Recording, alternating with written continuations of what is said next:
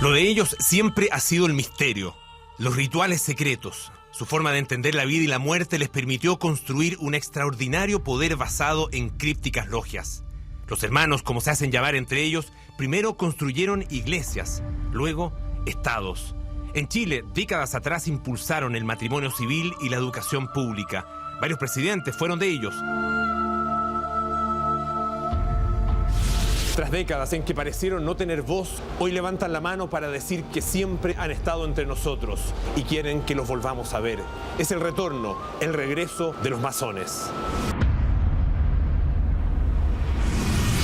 Hace 300 años, arquitectos y artesanos expertos en la construcción de catedrales decidieron alejarse de la fe católica y crear su propio sistema de dogmas y creencias. Cuando en todo el mundo se imponía el racionalismo, ellos se organizaron en logias o fraternidades basadas en crípticos ritos y estrictas jerarquías. En países como Francia, los viejos masons o albañiles pronto darían paso a una nueva casta que llegaría a tener un poder insospechado. Era el inicio de los masones, una hermandad secreta consagrada al conocimiento que hasta el día de hoy protege la identidad de sus miembros. Este ideario tendría sus costos, pues una y otra vez les significó enfrentarse con la Iglesia Católica, institución que alertó a quienes los apoyaran.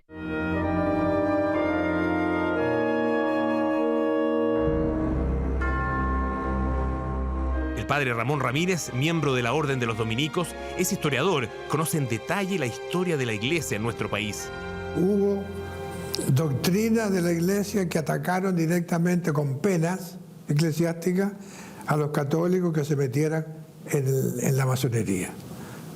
Y eso se llamaba la censura eclesiástica. La confusa relación entre iglesia y masonería sería uno de los más oscuros tópicos del Código Da Vinci, el bestseller de Dan Brown, que también fue película. Verdadero cóctel de certezas y mitologías, como el Santo Grial o la supuesta vida no contada de Jesús, en la obra de Brown, la masonería se expone en claves de una poderosa sociedad secreta. Años después, el propio Brown volvería a la carga con otra tarea para el profesor Robert Langdon: desentrañar el poder jamás contado de los masones en la fundación y desarrollo de Estados Unidos. Era el tiempo del Código Secreto. Aunque existe controversia, hay quienes piensan que los primeros masones en Chile fueron miembros de la Logia Lautarina, esa sociedad secreta a la que pertenecieron O'Higgins y San Martín. Y hay razones para creerlo. Acostumbrados a juntarse en oscuras cuevas y laberintos, las ideas de los masones coincidieron con el ideario que acabó con el dominio español y permitió el advenimiento de la independencia en América.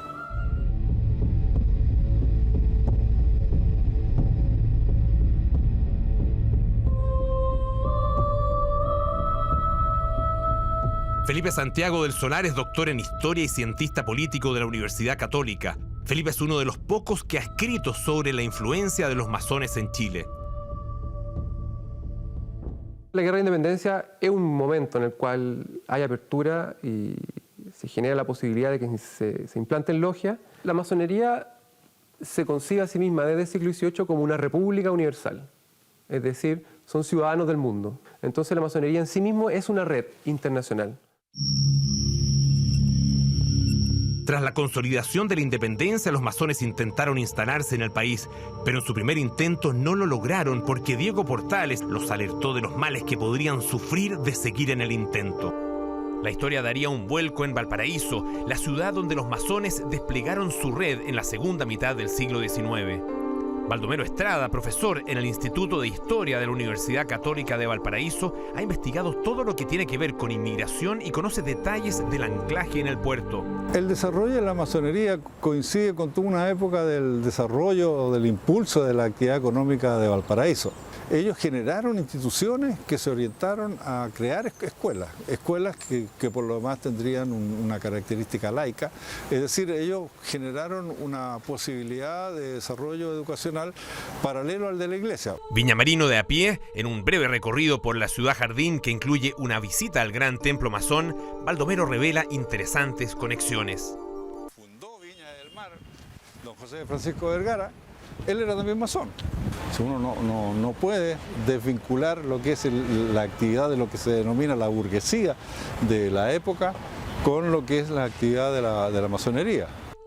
En Valparaíso también hay huellas de esta historia, como el obelisco de Avenida Brasil y también la escultura en homenaje a Francisco Bilbao, icónico pensador masón. La base de toda su influencia, el simbolismo, el rito, el secreto. En Santiago, en Marcoleta, al llegar a Santa Rosa, está el edificio de la Gran Logia de Chile. Sus rincones más reconocibles solo se pueden visitar para el Día del Patrimonio, pero para este reportaje tengo la suerte de recorrer sus vericuetos. Aquí intento, aunque sea rozar, la que dicen es la verdadera esencia de los hermanos, sus secretos rituales. La masonería se define como iniciática. Para entrar en ella se debe pasar por una ceremonia en la cual el postulante simbólicamente deberá morir para después renacer. Los detalles de lo que aún sucede aquí en el Templo Mayor siguen siendo secretos y ningún masón se refiere a ellos. Se sabe, sin embargo, que los signos zodiacales de los muros serán cubiertos con banderas impresas con calaveras.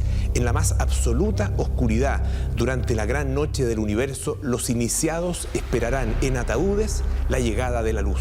El rito continuará en una pieza con el iniciado sentado frente a una mesa, solo acompañado por la luz de una vela. Sobre la mesa habrá un espejo, un pan, un vaso de agua y 3 pocillos, uno con mercurio, otro con azufre y un tercero con sal. Además, una calavera junto a un papel con 3 preguntas. ¿Qué le debe el hombre a Dios? ¿Qué le debe a sus semejantes? ¿Qué se debe a sí mismo? Para quienes no pertenecemos a su mundo, según ellos los profanos, los que vivimos en los extramuros, los ritos de los masones son difíciles de entender. Hay una cantidad variable de ritos en todo el mundo. La Gran Logia de Chile accedió a los ritos escoceses antiguos y aceptados, y eso es lo que se practica aquí internamente. Yo creo que es necesario tener ciertas cosas que deben mantenerse en reserva. Yo no puedo revelar jamás el nombre o el detalle de un hermano sin su autorización. Se parte en la iniciación, se continúa con la educación que permite el ascenso a través de los grados de aprendiz, luego compañero y finalmente maestro, siempre bajo el precepto de la obediencia. Gracias a su gravitante influencia en la sociedad, hacia 1925 habían logrado la separación total entre la Iglesia y el Estado. Y firmaron un documento muy importante que se llamó el documento del año 25, en el cual la Iglesia se separaba del Estado, pero en forma amigable y armoniosa. Desde los años 30, Chile fue gobernado por 3 presidentes masones, Pedro Aguirre Cerda, Juan Antonio Ríos y Gabriel González Videla. Y en el Chile de los 50 se decía que había que reunir 3 características para tener éxito: ser radical, bombero y masón. Entran, digamos, en todo en la Universidad de Chile, en el Instituto Nacional. Tienen muchos vínculos sociales, por ejemplo. Controlan todo lo que es el aparato de los bomberos a lo largo y ancho de Chile, porque los bomberos son una asociación, ¿no es cierto?, que tiene una cobertura territorial. Están vinculados a todas las políticas sociales del periodo proteccionista chileno. Por una parte, por el Partido Radical, pero por otra, al mismo tiempo, por el Partido Socialista. Entrado el siglo XX, Chile avanza bajo el alero de la masonería, un siglo que concluiría precisamente con la muerte del último presidente masón, Salvador Allende, miembro de la Logia Heroín número 65. Iniciado en la orden en noviembre de 1935, Allende se había hecho hermano en Valparaíso. Para entonces, la conexión entre la izquierda chilena y la masonería tenía un camino avanzado. El fundador del Partido Socialista, al mismo tiempo, fue gran maestro de la Gran Logia de Chile. La República Socialista, varios de sus partícipes, entre otros Marmaduke Grohe, eran masones. De ahí que no es raro que personajes como Salvador Allende ingresen en la masonería, quien era hijo y nieto de masón. ¿Qué ocurrió con la masonería tras el 11 de septiembre del 73? Es algo de lo que poco se ha dicho y escrito. Recién hoy se sabe más de silencios y divisiones, como la historia del general Alberto Bachelet, el padre de la actual mandataria, masón que a su modo encarnaría una crisis aún no del todo resuelta.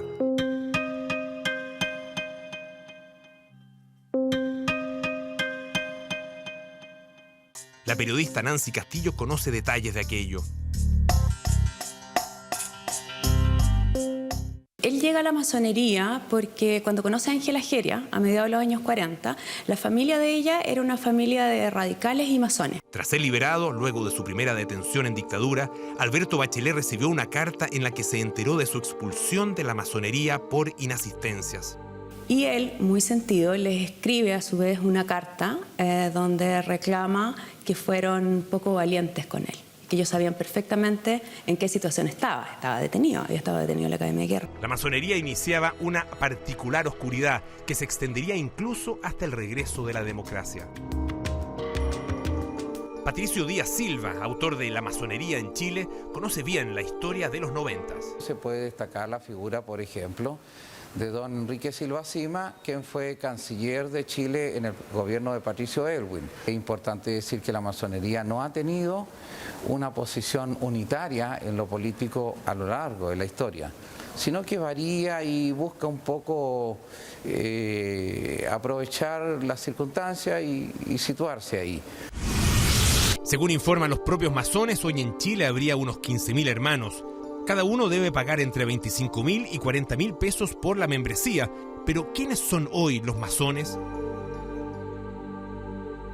Yo creo que hay masones en la actividad política y en la actividad intelectual, en el Poder Judicial, por ejemplo, en la educación secundaria, en las universidades del Estado, en el Parlamento, muchos masones.